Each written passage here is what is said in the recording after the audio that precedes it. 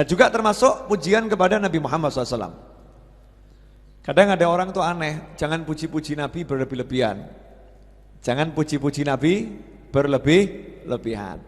Pertanyaan saya, kira-kira kalau Nabi kita puji berlebih-lebihan jadi sombong enggak? Enggak ada. Kira-kira semakin syukur atau enggak syukur Nabi Muhammad SAW? Semakin syukur di masa hidupnya maupun setelah meninggal dunia. Tapi nanti kalau kita muji Nabi berlebih-lebihan, kan Nabi sendiri yang larang. Nabi sendiri yang melarang. Tuh, jangan puji aku berlebih-lebihan. La tutruni.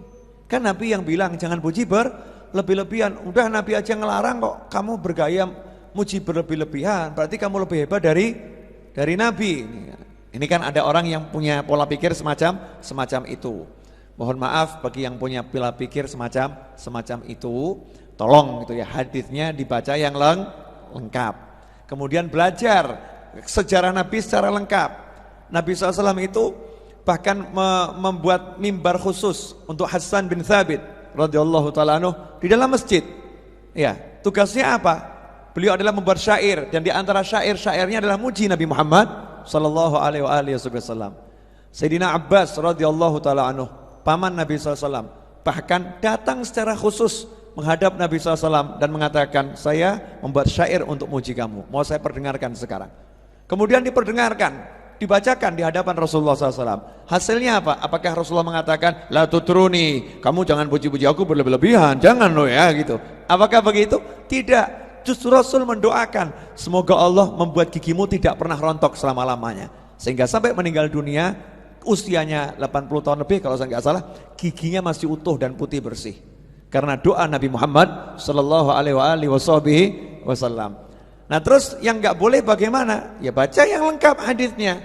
Jangan puji aku berlebih-lebihan seperti ya orang-orang Nasrani memuja Isa putra Maryam. Itu yang nggak boleh gitu.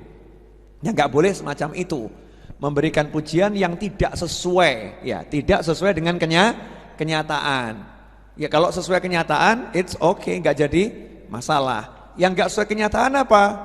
Wong manusia kok dijadikan Tuhan. Nah itu nggak sesuai kenyataan. Kalau Rasulullah SAW kita puji, beliau adalah pemimpin kita, memang pemimpin kita. Sayyiduna, memang sayyid kita. Rasulullah kita puji, engkaulah penolong kami, memang penolong kita. Siapa yang akan nolong kita kelak di hari kiamat kalau bukan Nabi Muhammad sallallahu alaihi wasallam. Rasulullah SAW itu dalam sholawat, tabibi qalbi, tabibnya hatiku, memang betul. Beliau adalah dokter hati kita.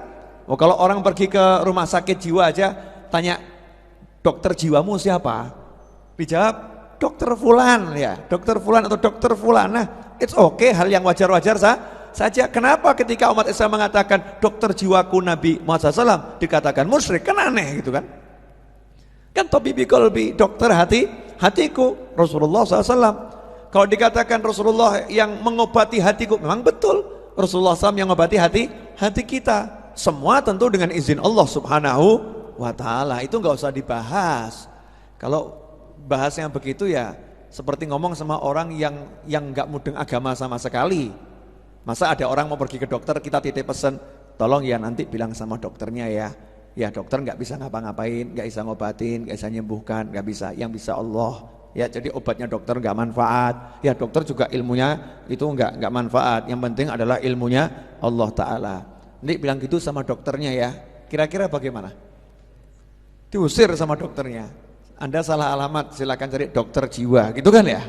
Karena Anda sakit jiwa. Nggak usah diomongkan di hati itu kan. Pak dokter tolong saya diperiksa. Ya tolong. Keluhannya apa? Begini. Saya minta obat. Kita beli obat dengan keyakinan Allah yang nyembuhkan. Tapi obat kita beli enggak? Kita beli, kita bilang sama dokternya apa? Kalau kita sembuh, kita bilang sama orang, dokter itu hebat, betul kan? Apa kita bilang Allah hebat? Enggak kan? Kita bilang dokternya hebat, cocok sama dia saya.